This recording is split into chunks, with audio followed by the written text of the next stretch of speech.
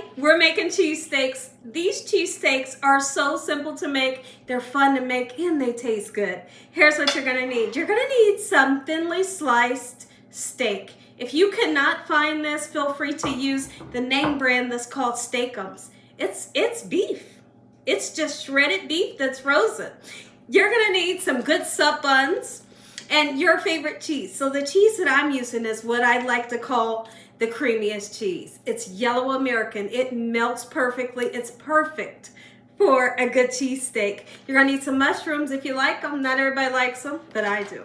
You're gonna need a nice sweet Vidalia onion and a beautiful bell pepper and some spices to make it come together and taste good. We got steak seasoning, we got garlic powder and salt, and I got a little bit of butter. Make sure your hands are clean. Let's make cheesesteaks that taste amazing. Friday. It's lunchtime here at the Young's house, and I couldn't be more excited to share with you all how easy it is to make a cheesesteak sandwich taste delicious. Here's what we're gonna do. Let me show you this first of all. In my local market, we are able to find this thinly sliced, and it's ribeye meat. It is so spectacular. So here's what we're gonna do. I'm gonna kind of open it up a little bit. We're gonna season it to give it some great flavor, and I'm not gonna be afraid to season because you want to taste that flavor, right? So I'm gonna go in pretty heavy with the garlic powder on purpose, and I have this steak seasoning. It has all the seasonings that you would love on your steak. So let's get a little bit on there. Beautiful. Oh, it smells so good. And we're gonna put some salt. I always like to tell everybody, if you can't use the salt, just completely leave it out. I hope y'all are having a great weekend today. Let me know what you're doing this weekend. Anything special? Are you cooking anything special? If not, you should try this recipe for sure. Now that we have our meat nice and seasoned, let's take this time to cut up some lovely vegetables. I tell you what, so when I was younger, I would go back and forth to Philadelphia with my dad because that's his hometown. That's where he was born and raised.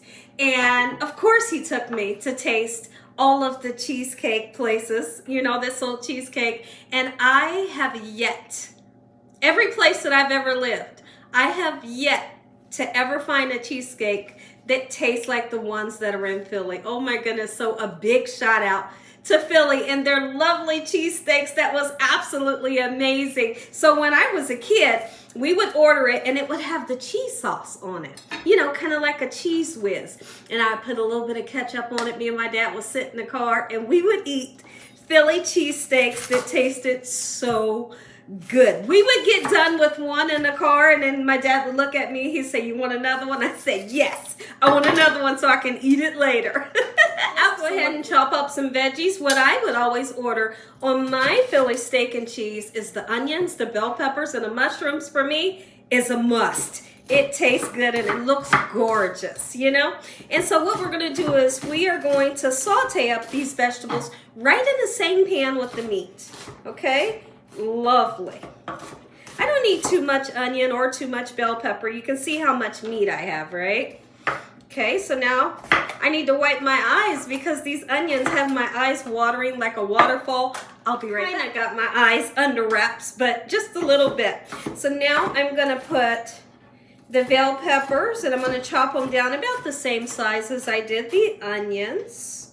I told myself one day I'm gonna try a Philly steak and cheese with a nice tomato in it. I am one of those persons that loves a good cooked tomato. I think cooked tomatoes taste amazing. One day I want to try it on my steak and cheese sandwich. And so now that I have that done, let's talk about our mushrooms real quick. When you get mushrooms, wash them off.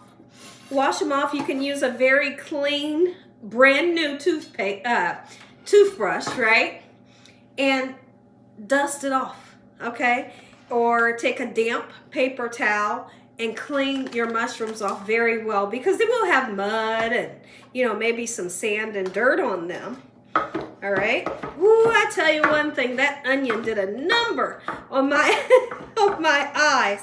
I love the onions, but my eyes don't. Ooh, I had and turned my stove on to medium-high heat. And this is not something you want to walk away, you know, while you're cooking because you don't want to burn your steak or dry it out. I'm going to use about a tablespoonful of butter, or you could even use oil.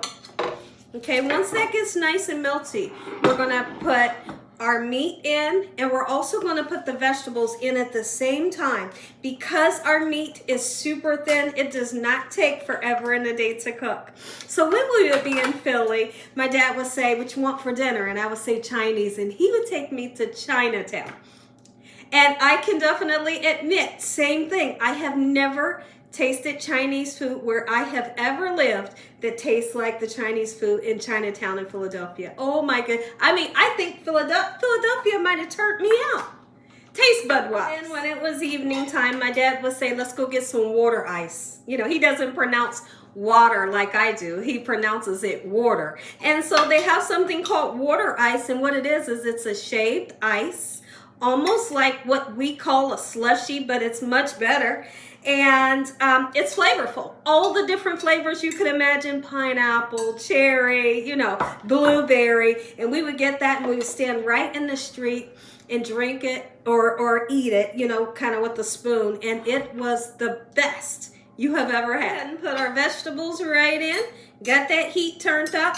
And I'm going to use 2 spatulas. You could even use 2 forks to pull the meat apart as it cooks, because you want the meat to be separate into little pieces. So whether you're using 2 forks like this, that's fine, or you can do like I'm gonna do and use the 2 spatulas, you know, to pull the meat apart and to mix everything together until your steak is well done. When it comes to the top 3 cheeses that I would choose for you to put onto your steak and cheese sandwich would definitely be mozzarella, yellow American, well let's do 4, provolone, and like a cheese whiz sauce. All of those top tier. It's gonna make you have the most delicious cheese steak sandwich. I couldn't get that out. I wanted to say cheesecake. No, but we're not doing cheesecake. We are doing cheesesteak. But I really do. I feel like those are the top cheeses that you could use to make your sandwich taste absolutely amazing. Okay, everything's cooking up and it smells beautiful in here. This recipe, it comes together super quick. Y'all are up close of what everything is looking like and how quickly this recipe comes together. Isn't it beautiful? It smells so good. We're gonna go ahead and separate this meat in such a way. There we go. It's so much fun to watch cheesesteaks being made. Oh my goodness.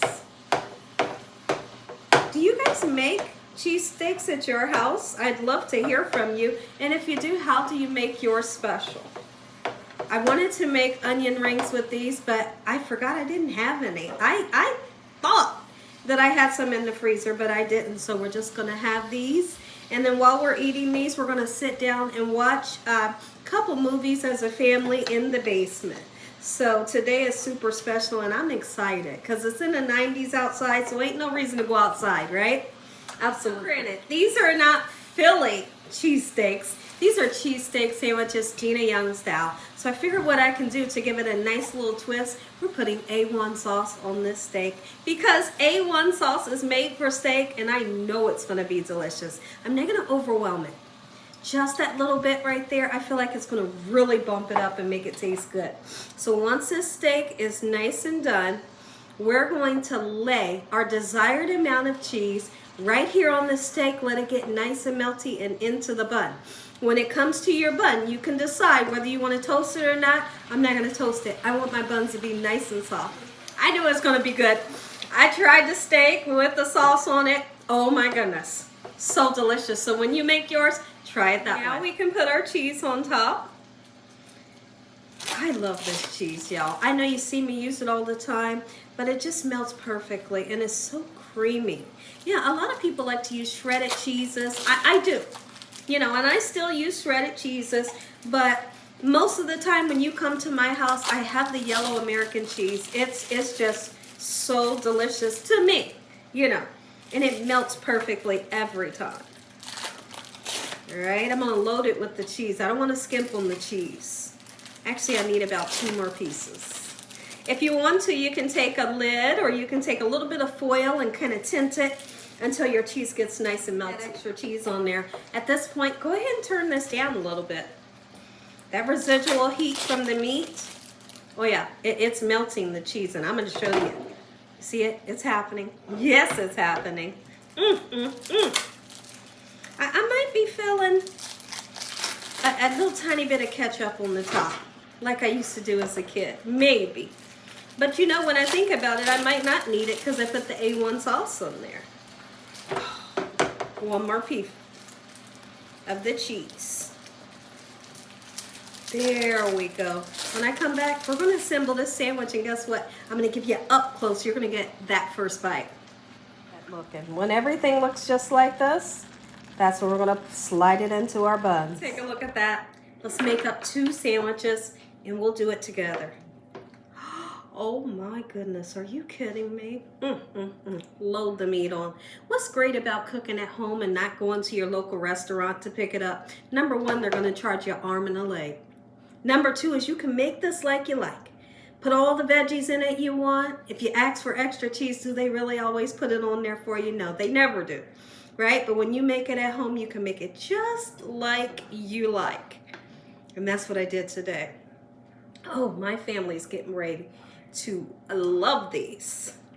Next up, if y'all enjoyed this video, give me a thumbs up. If you haven't subscribed, make sure you subscribe. Tell the world what Gina's doing in this kitchen on a daily basis. And Heavenly Father, once again, we thank you for this meal. We thank you, Father, for your hedge of protection and your love. No weapons formed against us shall prosper. Amen. Amen. And once again, to my beautiful prayer, when I come back, you're going to taste. Wait, let's taste this one. I'm going to give you some. Take a bite. I'm going in. You bet I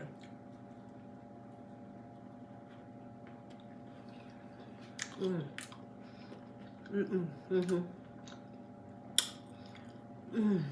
The flavor is there. Super simple to make. Do something different for your family. They would love this recipe. I guess so.